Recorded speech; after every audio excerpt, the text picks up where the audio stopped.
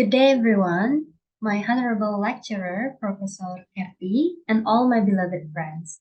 Before the presentation begins, let us introduce ourselves first. My name is Putu Febri Valentina Griadi, and my friends. My name is Ngurah Harasidaji with student ID 212021055. And my friend? My name is Gatot Putri Cahyani with student ID 22120211164. Okay, everyone. So I'm the moderator of today's presentation, and today's presentation is about the branches of linguistics, which are macrolinguistics and microlinguistics. Now, let me inform you how the presentation will be going on. The first material will be presented by Raharya, the second material will be presented by Wira, and the last material will be presented by myself. Now allow me to welcome the first speaker, Raharya. The time is yours. Thank you for the time, Febri. So I will explain about macrolinguistic. So macrolinguistic views language from a broader perspective.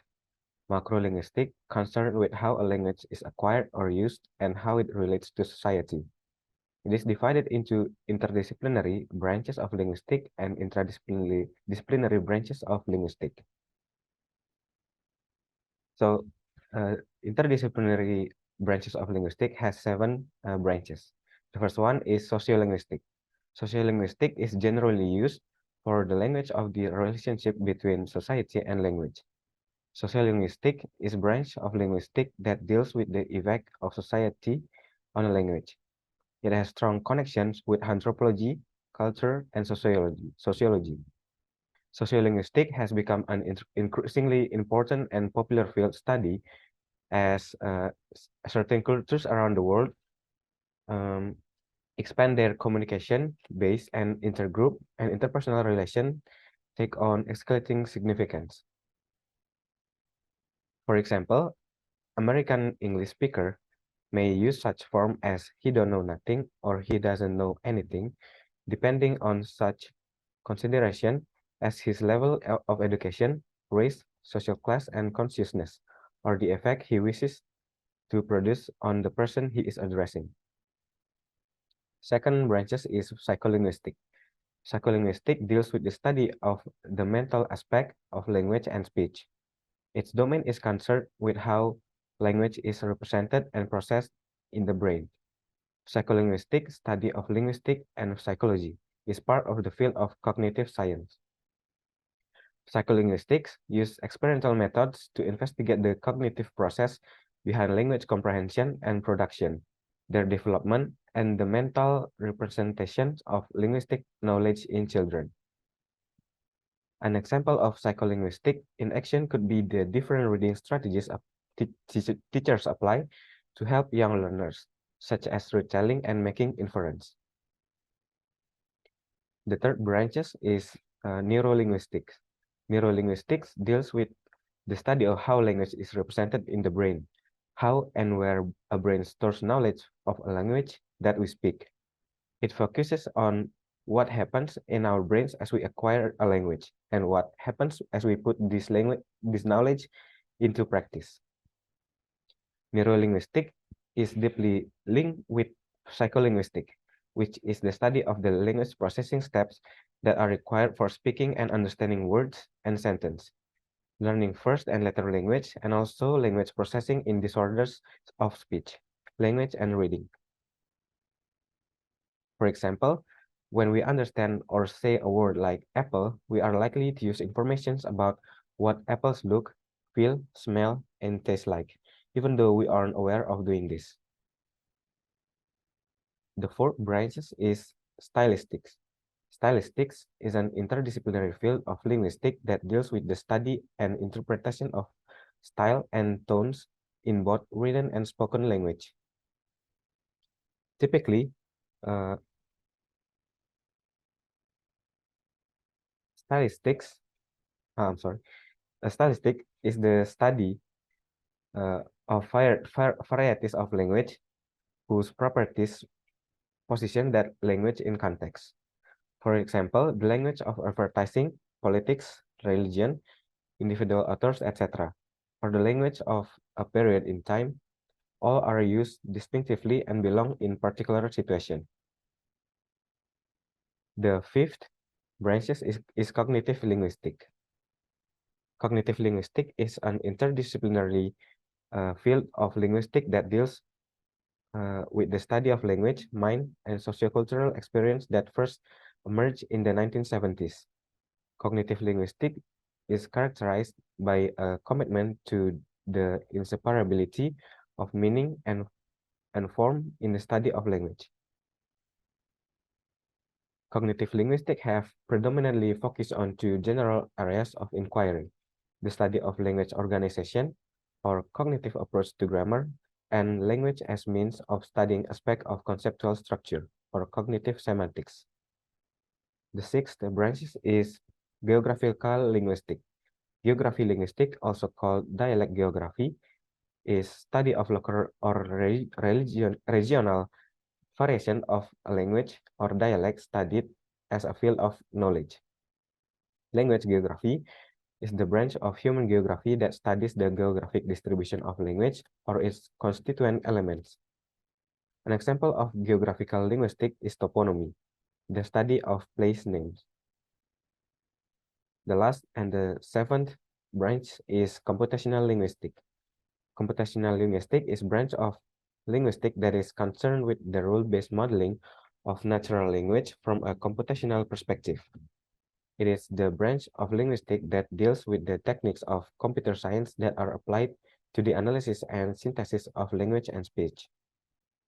Computational linguistics is used in the tools like instant machine translator and text editors. The next material will be presented by Febri. Okay, thank you, Raharia. For the next material, please welcome Mira. The time is yours. Okay, thank you for the time that given to me. I'm Wira. I would like to present to you the next material. It is still related to the previous material, like we have learned before. Linguistics divided into two parts. The first one is macrolinguistics, and the second one is microlinguistics. Macrolinguistics divided into two parts again. The first one is interdisciplinary linguistics, which has been explained by Raharia. It contains sociolinguistics, psycholinguistics, neurolinguistics, stylistics, geographical linguistics, cognitive linguistics, and computational linguistics. And the second part of macrolinguistics, which is interdisciplinary linguistics, will be presented by me. Interdisciplinary linguistics divided into 5 parts. The first one is applied linguistics. The second one is theoretical linguistics, and then historical linguistics, and then descriptive linguistics, and the last one is comparative linguistics. So we move on to the first part of interdisciplinary. It is applied linguistics. Applied linguistics examines the structure of language and its role in communication, whether it is about language acquisition, second language learning, and how the social or cultural environments interact with language. Next slide, please.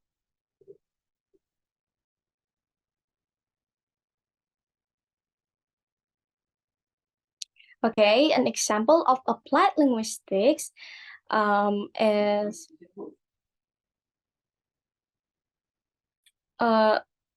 okay, thank you. Okay, and applied linguistics, for example, early language acquisition studies in infants and children, particularly multilingual and deaf children. As we know that deaf children have their own language, or are usually called as American Sign Language, or ASL. It is expressed by movements of the hands and face. This language is used by deaf children. It is help them to be able to communicate with each other. Next slide, please. Okay, the second part is theoretical linguistics or general linguistics. Theoretical linguistics deals with concrete theories presented by scholars of language about various aspects concerning linguistics. Next slide, please. An example of theoretical linguistics is language structure or grammar. Like what we often use in our daily life, in our conversation in daily life. Do you still remember? Yeah, we often use tenses. Tenses can help us, can clear up or clearly help us to talk about the specific information about an event or something happened, something that already happened, or in our imaginary on our what happened now. We can use tenses. Okay, for instance, Marcus watched a movie last night. It is an example of simple past tense. We use simple past tense when we want to talk about something that already happened in the past. So in simple past tense, we need to use regular or irregular verbs, like what we use in this sentence. Marcus watch. Watch in this sentence is a regular verb. Okay, next slide, please.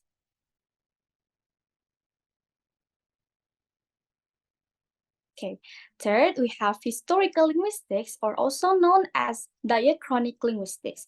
Historical linguistics is the scientific study of language. Change over time include how and why language changes, history of words, etymology, history of speech communities, and relation between different language families. Next slide, please.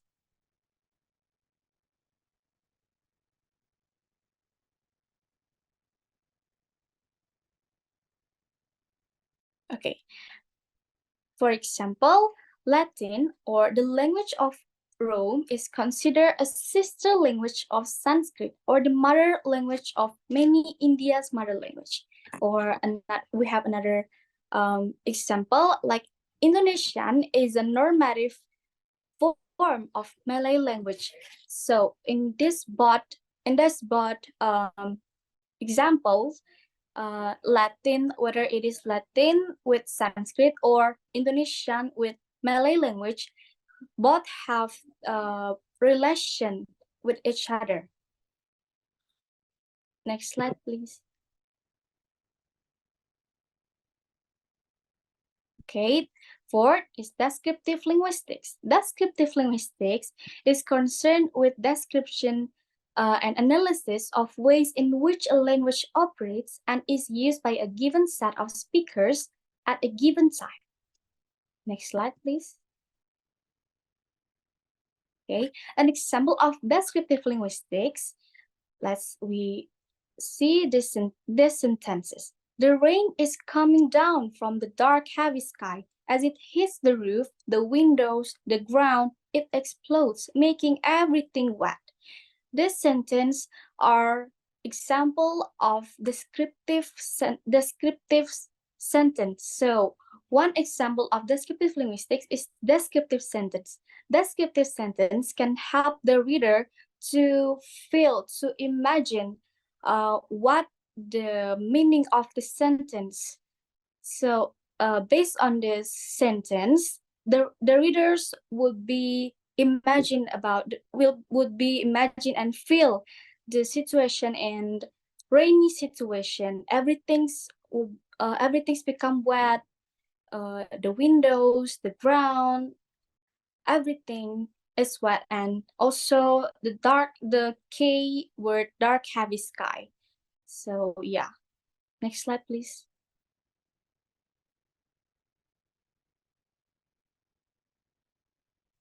Okay, the last one is comparative linguistics. Comparative linguistics is the study of differences and similarities between languages.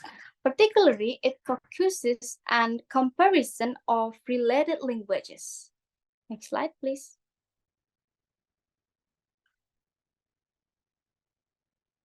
Okay, for instance, comparing the word new in Armenian nor and in French nouvelle.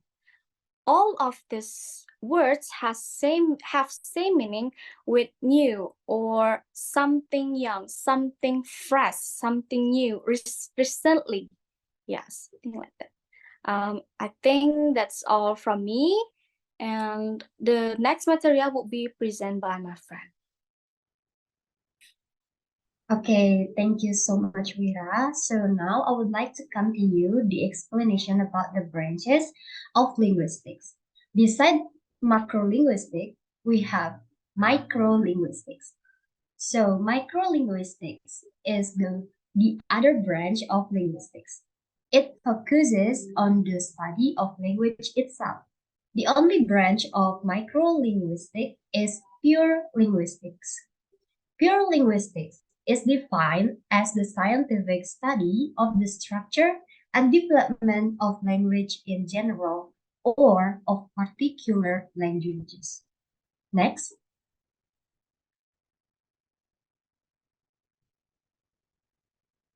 Before we go further, let me ask you something. Why does A in pet and father sound different? To know the answer of that question, now I will present to you the 6 main parts of linguistics. The branches of pure linguistics are phonetics, phonology, morphology, syntax, semantics, and pragmatics. The first will be phonetic. Phonetic is the study of the sounds of language. It deals with the way sounds are produced, transmitted, and perceived by human beings. Phonetics is further divided into 3 different branches that are, next. First, articulatory phonetics. It deals with the study of articulation of speech sounds. The second, acoustic phonetics. It studies the physical properties of sound as transmitted from mouth to air and then received by eardrum. And the last, auditory phonetics, deals with the study of perpetual response to speech sounds as mediated by ear, auditory nerve, and brain. Next.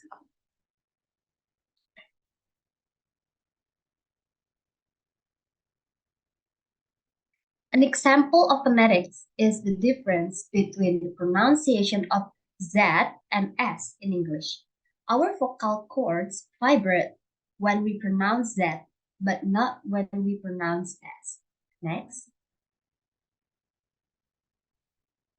There is an alphabetic system of phonetic named International Phonetic Alphabet, which consists of over 100 symbols. Next. The second is phonology. Phonology is the study of how sounds are arranged in each language as organized units of speech. The distinct units of sounds in any language that distinguish one word from another are called phonemes, like P, B, D, and T. Phonology influences the meaning of a word or phrase even with the smallest phony change. Let's take a look at the example. Notice how the first sentence use of half ends with a P to say I have 2 flowers and to say I have to take a nap. In I have to 2 flowers, the V in have sound half ends with a P sound and the second ends with an F sound. We use both pronunciation interchangeably depending on what we want to communicate. To describe phoneme in writing, we use the International Phonetic Alphabet System. It also looks into the specifications in the distribution of sounds into small sound in each language. Next. It is important to note that Phonology and phonetics are not synonymous. Phonetics studies the nature of speech, sounds including production by the vocal tract and perception by the auditory system. Phonology studies how speech sounds from system and patterns. Next. The third will be morphology. Morphology is the study of words, how they are formed, and how they interact with one another in language. The smallest units of language with meaning are called morphemes. There are two types of morphemes, which are free and bound. Free morphemes are simple words that can stand alone, like the word happy. Bound morphemes must be used with a free morpheme to form a word and cannot stand alone. For instance, like lee and happily. Let's take a look at the example next. There is a word love. We can change its meaning by adding morphemes love itself. Love itself is a noun lovely. Loving and loved are adjectives, and lovingly is an adverb. By adding on workings, we are changing the morphology of the word. Next. The next is semantics. Semantics is the study of meaning in a language. It focuses on studying the structure of meaning of words and making a sentence that is meaningful. The example of semantic is destination and last stop. Technically, they mean the same thing, but students of semantic analyze their subtle shades of meaning. Next. The next is pragmatics. Pragmatics is the study of words and their relationship with the speakers of these words depending on the context. It looks beyond the literal meaning of language, diving into our both direct and indirect meanings are created. Let's take a look at this example. Picture this. You and your friend are sitting in your bedroom studying, and she says, "It's hot in here. Can you crack open a window?" If we take this literally, your friend is asking you to crack the window to damage it. However, taken in context, we can infer that they are actually asking for the window to be opened a little. Next.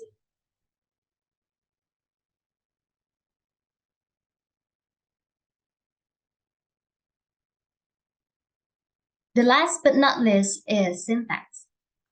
Syntax is the study of phrase construction, clauses, and sentences in a language. It deals with basic word order followed in any languages. It studies the set of rules that concern the structure and formation of sentences. Next. To have better understanding about syntax, let's watch this video. That concerns the structure and formation of sentences. There are 8 different parts of speech that a sentence can include. You may be familiar with adjectives, nouns, verbs, and adverbs.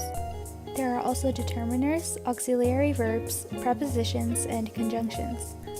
A determiner is a word or affix that modifies a noun to express reference, like that cat. An auxiliary verb modifies a verb to form tense or mood, like she is singing. A preposition goes before a noun or pronoun to express a relation to another word or element in a sentence, like the bird near the window.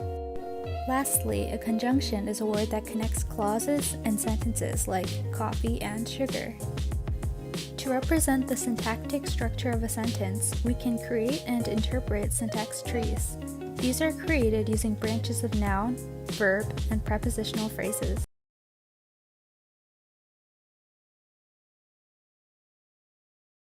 Okay, everyone. So now we have already explained about all the branches of linguistics, and now we move to quiz section.